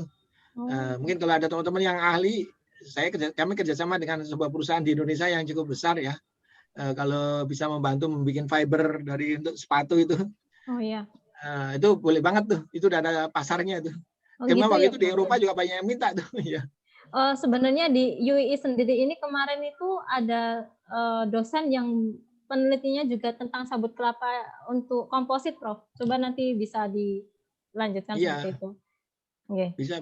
Iya, harapannya kalau bisa gitu. Kami sudah ada pasar, cuman kami kan nggak tahu teknologi tekstilnya ya. Bagaimana cara, kan tekstil macam-macam ya. Yeah. Mulai dari baju sampai apa saja itu sampai membuat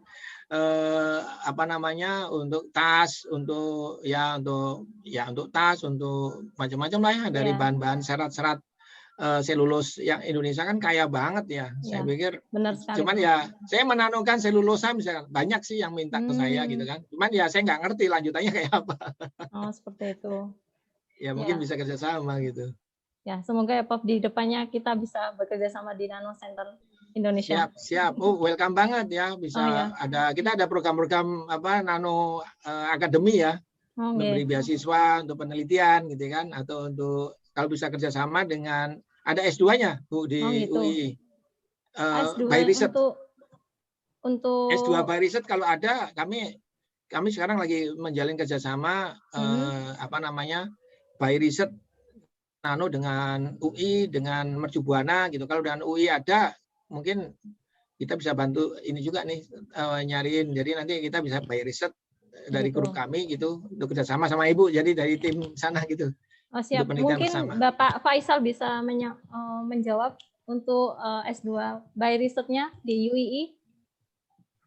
Ya, kalau S2 dengan riset itu belum ada, yang ada by course gitu ya. Jadi by course ya by course ya. Jadi sebenarnya tidak seperti luar negeri ada 3 skema itu ya untuk S2 ya. Ada yang kuliah saja, ada yang kuliah dengan tugas akhir, ada yang tugas akhir saja gitu atau riset gitu ya. Jadi kalau di UI itu karena ini terikat oleh ketentuan dari Dirjen Dikti, jadi itu kuliah dan riset gitu. Itu untuk S2-nya. Ya.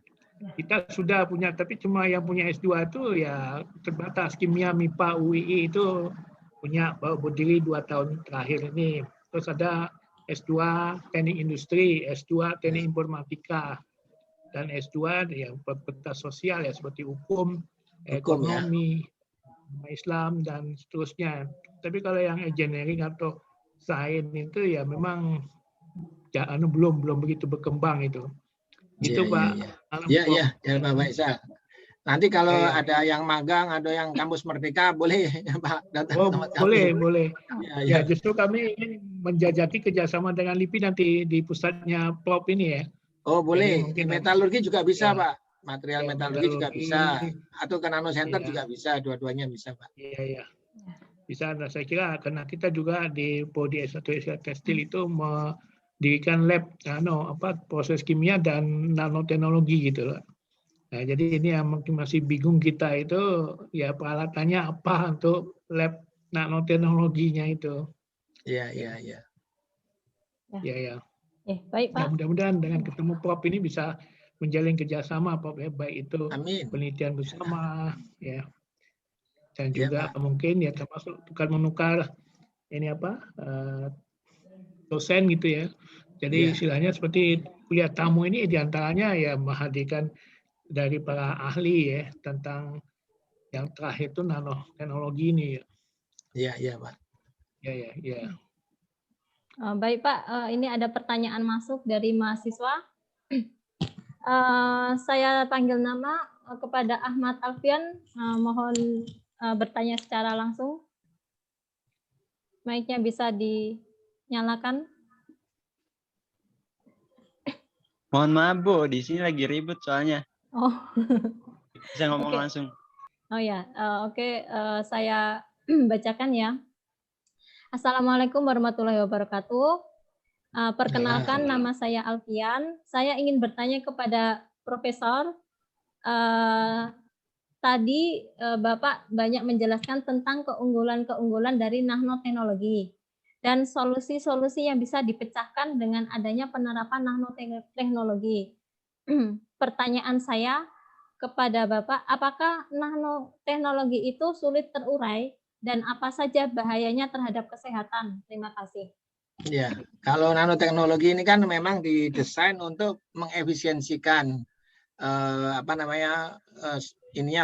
fungsinya ya.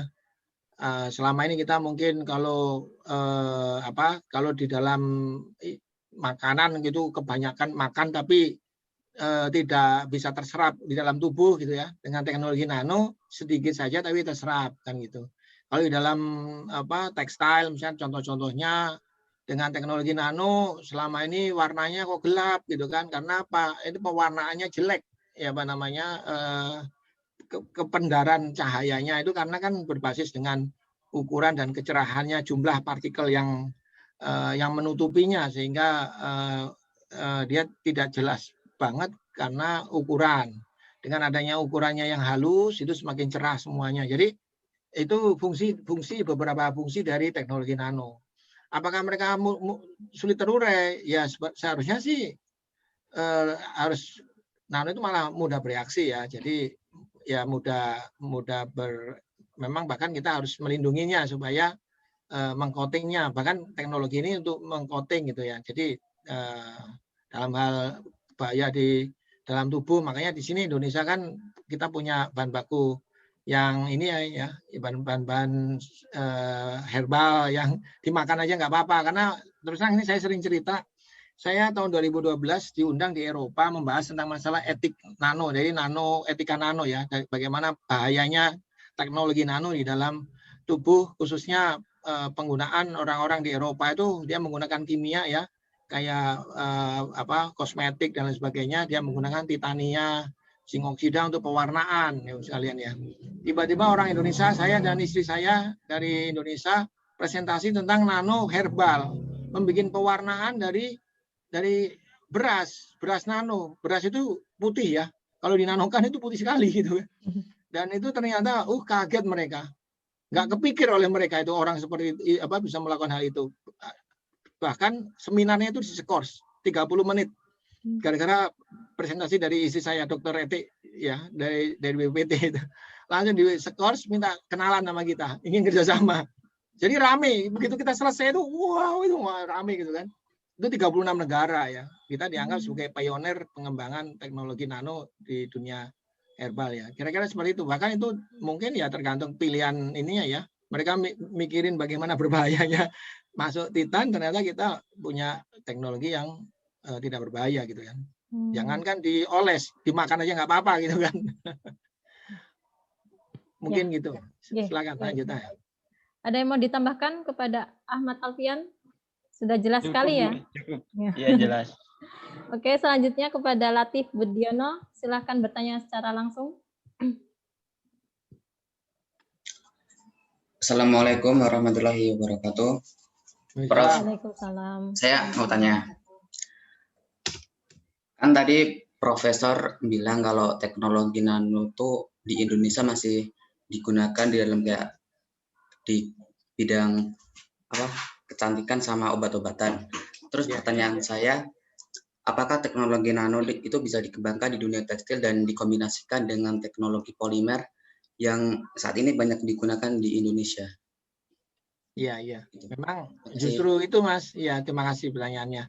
Jadi memang benar, justru seharusnya bisa di Indonesia ya. Karena memang justru itu yang harus kita kuasai untuk menggantikan bahan-bahan, atau bukan menggantikan ya, mensubstitusi ya, mensubstitusi bahan-bahan baik itu yang berupa impor atau yang memang kita bikin yang selama ini mungkin itu kurang ya, istilahnya fungsinya kurang lah ya, kurang, sehingga kita bisa mengembangkan sendiri. Jadi makanya hati-hati yang di bidang tekstil rekayasa engineering tekstil ini harusnya lebih banyak belajar di bidang mikronya ya, strukturnya, penguatannya kayak apa, polimer itu kan bagaimana pencampuran atau penambahan zat-zat tertentu, aditif atau mungkin filler atau mungkin penguat atau mungkin aktivatornya itu dicampur bersama, dan termasuk pewarnaannya. Nah, itu bagaimana gitu kan? Itu akan mempengaruhi dari kualitas per tekstilan di Indonesia, gitu kan? Karena ini menurut saya orang yang menggunakan tekstil itu satu manusia di dunia ini ya, satu orang cukup besar itu. Saya pikir bisa sampai setahun 1-2 pakaian, satu style pakaian itu dia harus beli gitu kan. Nah ini selama ini dulu Indonesia juga termasuk ekspor tekstil terbesar juga ya di dunia ya. Pernah ya, tapi sekarang udah mulai ini ya, mungkin karena teknologinya nggak update ya. Nah ini saya berharap teman adik-adik ini bisa mengikuti dan bisa mengupdate teknologi khususnya dengan nanoteknologi. Makasih Mas. Baik. Ya, terima kasih Prof. Selanjutnya kepada Putri Nur Asri, silakan bertanya secara langsung. Assalamualaikum warahmatullahi wabarakatuh. Salam. Pak, saya mau tanya, di bidang kosmetik sama medis itu nanoteknologi ini kekurangan dan kelebihannya apa sih? Karena kan kita tahu medis sama kosmetik ini kan kita nggak bisa sembarangan gitu kan Pak. Terus satu lagi sama apakah udah cukup efisien nanoteknologi ini di Indonesia? Terima kasih. Ya, kalau memang kosmetik dan medis ini memang kita nggak bisa sembarangan ya, justru karena teknologi nano inilah kita nggak sembarangan gitu ya. Memang ini konotasi ya, kadang-kadang menerima barang-barang baru ini orang Indonesia ini, apalagi ya regulasinya juga rigid banget, tidak mudah bergoyang ya. Ya itu ini masalah di Indonesia juga. Harusnya dengan orang teknologi nano itu orang memahami tentang ilmu pengetahuan, bukan mengubah sesuatu yang menjadi buruk gitu ya. Pasti karena ada keunggulannya, kelebihannya itu diterapkan, baik itu di bidang kosmetik atau medis. Kalau tidak tambah semakin buruk, ngapain diteliti gitu kan? Nah, cuman ya oke itu konotasi. Tapi memang di lapangan seharusnya ini didukung kan. Cuman di Indonesia karena memang kesiapan dari Badan Balai Kesehatan, Kemenkes atau mungkin BPOM, orang-orang yang menguasai teknologi nano ini kan masih minim atau bahkan dikatakan tidak ada. Ini yang membuat ya Indonesia ya jadi seperti ini gitu kan, tidak ya ketinggalan lah bahasanya. Jadi untuk membuat sebuah keputusan bahwa sebuah produk ini bisa dilabeli nano, mereka nggak tahu pedomannya dan tidak mau cari tahu, yang parahnya kan begitu juga. Atau mungkin tidak ingin ya gimana ini supaya Indonesia tidak ketinggalan gitu ya. Harusnya kan aktif ya bekerja sama dengan masyarakat nano. Padahal di Indonesia itu ada 300 bahkan 500 ilmuwan nano di Indonesia. Tapi mereka nggak tahu cara, mungkin ya gitulah, ini aman beda kan, ini tergantung siapa ini juga ya. Ini mungkin menurut saya prihatin juga sih dalam hal ini. Harusnya segera melakukan kerjasama, membuat sebuah kebijakan bersama sehingga mereka tidak salah atau ketinggalan zaman Indonesia ini kan. Tapi ini tidak terjadi di Indonesia. Bahkan teknologi nano yang sudah ada di pasaran tadi harus di-recall ya, ditarik ulang karena ya mereka mensyaratkan apa padahal buktinya juga nggak ada gitu kan. Ya intinya ya jangan dulu lah gitu kan. Karena kekhawatiran. Padahal di dunia saya sebenarnya saya juga pernah presentasi ke BPOM atau ke mana tentang bahaya-bahaya. Kita menggunakan herbal, dimakan aja nggak apa-apa, beras ngapain di-recall gitu kan. Beras yang dipakai untuk pemutih itu dia di-recall kan. Menarik banget ya nih. Udah nggak pakai ini ya, nalar ya. Jadi ya dianggap wah ini harus mengikuti ini nih Pak persyaratannya. Harusnya kan ya mungkin dibimbing, dipermudah. Ini kan satu-satunya di dunia. Kita di dunia diakui, di Eropa diakui. Mereka membanggakan Eropa. Ini kita ngikutin aturan Eropa, Pak. Eropa itu ngikutin kita gitu kan. Kalau kita presentasi di Eropa, mereka ngikutin kita gitu kan, ngikutin penelitinya. Maksudnya, hebat ini, ketemu kerjasama Pak, gimana? Ternyata di sini peraturannya ngikutin Eropa yang begitu, kita beda. Itu ya ini maaf ini berita duka di Indonesia untuk penerapan nano gitu ya. Ya mungkin seperti itu masih kondisinya di Indonesia ya. Kita harus berjuang lah ya untuk hal ini. Baik, Pak. Ya mungkin itu dikarenakan kurang open minded atau mereka kurang membuka wawasan mengenai hal baru yaitu nanoteknologi seperti itu. Dan ini juga ditanyakan oleh mahasiswa kita, Pak, yaitu Saudara Ishak, di mana beliau ingin bertanya mengenai bagaimana kita untuk mengetahui tentang teknologi nano ini, Pak. Apakah ada bukunya, apakah ada informasi dari sumber mana supaya lebih mudah untuk mengetahui mengenai nanoteknologi ini, begitu Pak. Terima kasih. Ya, kalau teknologi nano kan mungkin sudah banyak, Mas. Ini mungkin lebih baik introduction to nano, misalkan cari aja di Google mungkin lebih bagus ya. Baik yang bahasa Indonesia juga ada. Kami juga ngeluarin buku nano di alam misalkan ya untuk pengetahuan awal. Kalau untuk riset-riset sebenarnya ya di Google juga banyak ya. Mungkin bisa langsung aja diidentifikasi ya, cari bahan-bahan yang material yang presentasi atau apa itu saya pikir bisa dicari dengan gampang kok. Nanti kalau sudah implementasi mau melakukan penerapan selain diskusi dengan dosen boleh kontak-kontak kami untuk diskusi bersama gitu ya kalau ingin bekerja sama dengan Nano Center Indonesia gitu. Wah, baik Pak. Ya mungkin itu benar-benar sangat menarik ya Pak untuk melakukan kerjasama untuk saat ini. Siap. Mungkin biasanya yang magang biasanya teman-teman dari ITS atau mana-mana itu magang dulu di tempat kami ketika PKL, Bu. Setelah itu sambil persiapan menulis skripsi. Jadi sambil magang keluarannya itu yang bisa dipakai untuk penyelesaian skripsi gitu kan. Begitu balik 1 semester atau apa langsung balik lagi sudah enak, sudah langsung skripsinya udah cepet gitu. Biasanya gitu. Baik, jadi untuk adik-adik teman-teman mahasiswa-mahasiswi yang ingin magang bisa ke LIPI atau ke Nano Center ya Pak? Apa dua-duanya? Bisa dua-duanya. Oh, gitu. Ya, nanti tergantung kalau topiknya ke arah metalurgi, ke arah apa ini bisa ke LIPI. Tapi kalau topiknya mungkin yang lain yang lebih ke arah produk dan lain sebagainya, mungkin bisa ke Nano Center. Nanti bisa diarahkan untuk membuat produknya gitu. Ya, baik Pak, siap. Bisa kami tindak lanjuti untuk selanjutnya ya Pak. Ini masih ada waktu 5 menit. Saya buka 2 pertanyaan lagi ya Pak.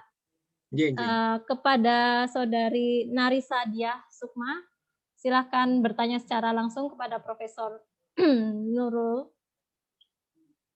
Assalamualaikum. Izin bertanya, Prof. Tadi kan dijelaskan tentang efek lotus tersendiri yang dimana pakaian tidak cepat disiram pakai kotoran, tidak kotor. Bagaimana? Tapi pakaian tersebut tuh memiliki daya serap keringat nggak sih? Terus bisa dicuci nggak sih? Terus mekanisme efek lotus itu seperti apa? Terima kasih.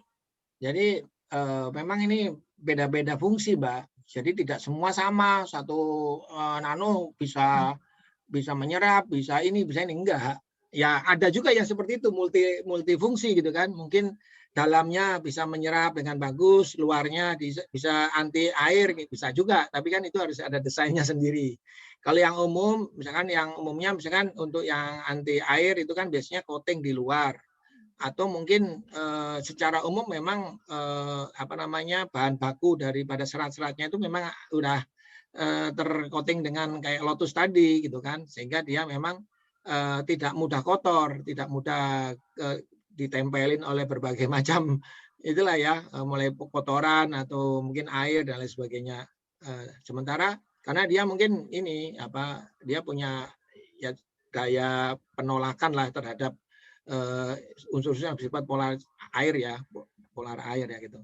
Nah, kalau yang penyerapan itu biasanya lain lagi, biasanya dia malah kebaliknya ya, dia bisa menyerap gitu kan, menyerap.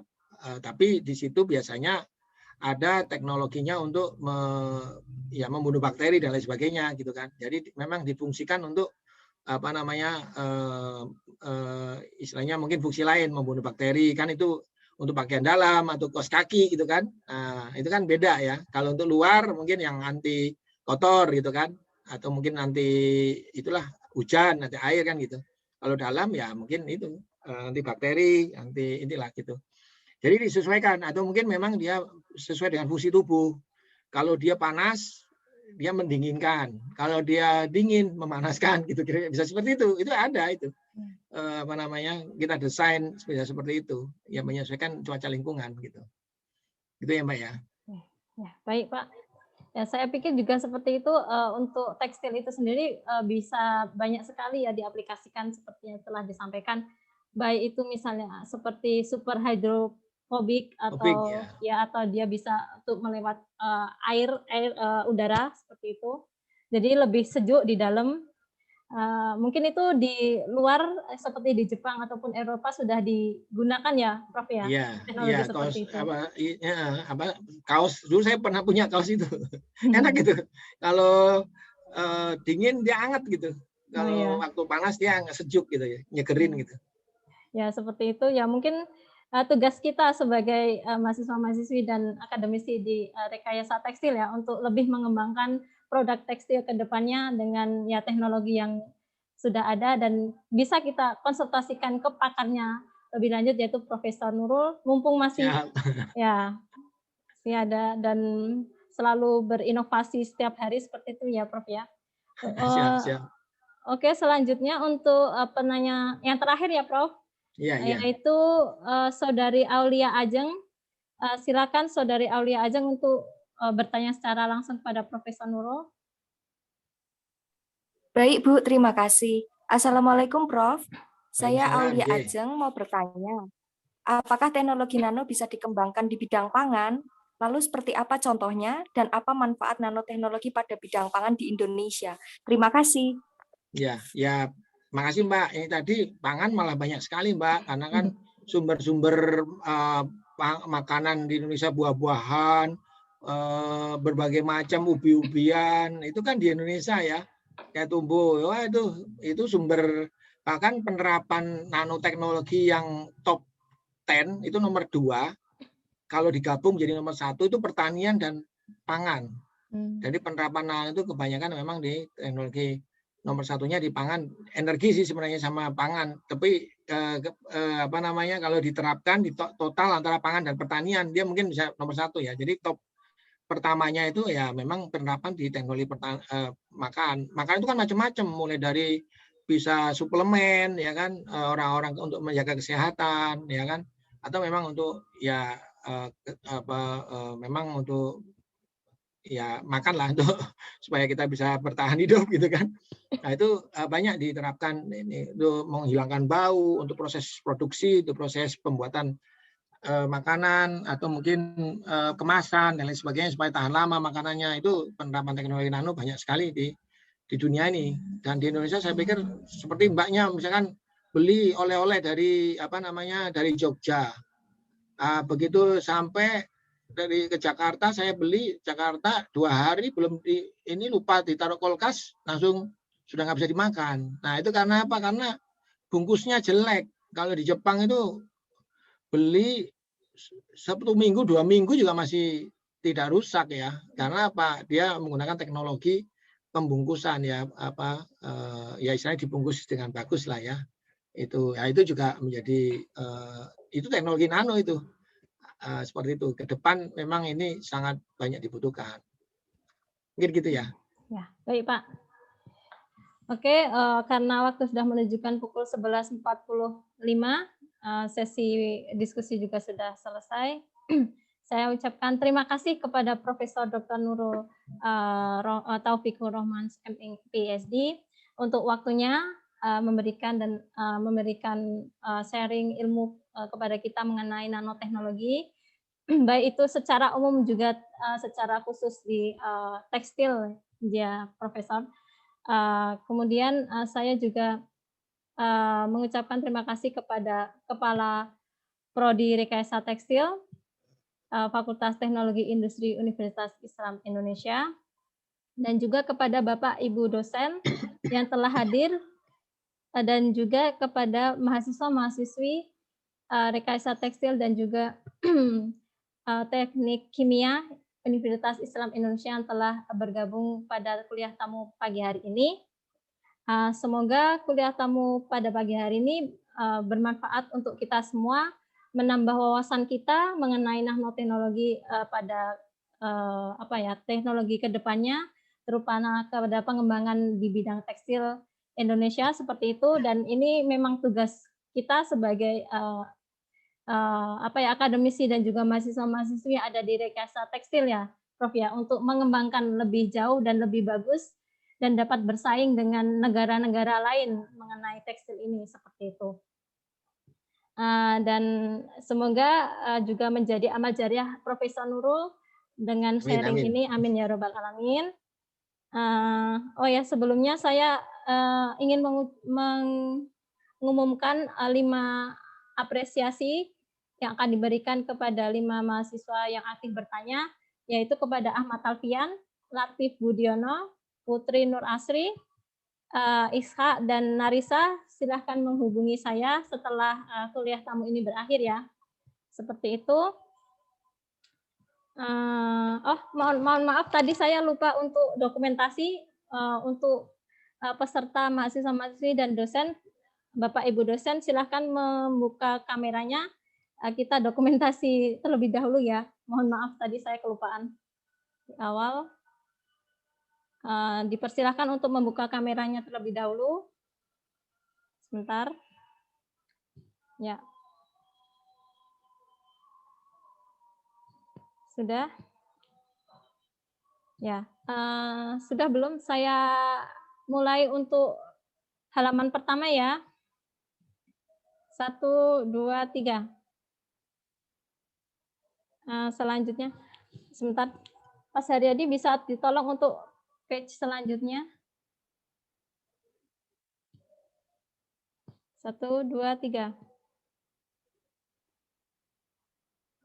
Sudah? Ya, terima kasih banyak sudah bergabung pada kuliah tamu pagi hari ini. Saya mohon maaf jika terdapat kesalahan kata-kata yang mungkin melukai hati Bapak, Ibu, dan saudara-saudari mahasiswa yang telah bergabung pada kuliah tamu pagi hari ini. Akhir kata, billahi taufiq wal hidayah. Wassalamualaikum warahmatullahi wabarakatuh. Waalaikumsalam warahmatullahi wabarakatuh. Terima kasih Bu terima Rina, kasih. Pak Faisal, dan Bapak sekalian semuanya. Terima kasih Prof. Semoga bisa sinergi. Nanti saya tunggu kalau ke Jakarta mampir Pak. Ya, kontak-kontak mampir. Siap. Berarti sekarang Profesor di Jakarta aja? Ya, saya di Puspitek Jakarta. Serpong. Puspitek Serpong. Bukan di Serpong Puspitek. Oh, nggih. Saya di metalurgi sekarang. Siap, Mohon Pak. izin kalau gitu, semuanya. Assalamualaikum. Waalaikumsalam. Terima kasih banyak, Pak. Terima kasih, Pak.